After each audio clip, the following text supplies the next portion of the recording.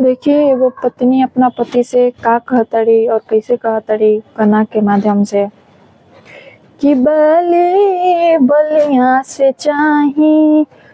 ए हमार राजा जी की बाले बलिया से चाही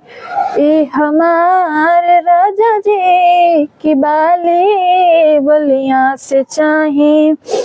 लहंगा लखनऊ पहनाव चटकदार राजा जी कि लहंगा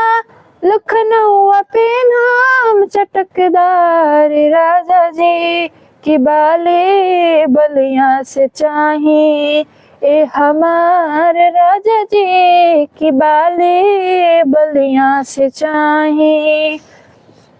छपरा के छागल या बनारस वाली साड़ी कानपुर से झुमका ऑर्डर राजा करवा दी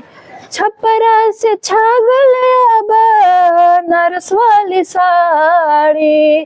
कानपुर से झुमका राजा ऑर्डर करवा दी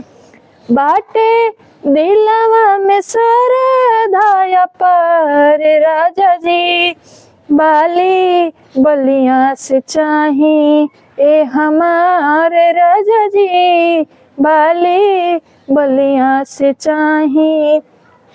ए हमारे राजा जी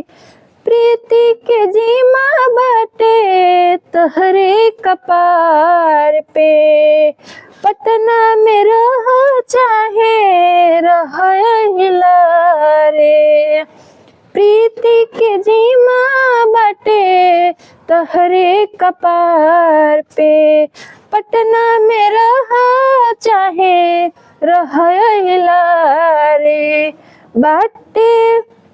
रउआ पे हमार अधिकार राजा जी की बाटे रौरा पे हमार अधिकार राजा जी बाली बलिया से चाही ए हमार राजा जी की बाली बलिया से चाही ए हमार राजा जी लहंगा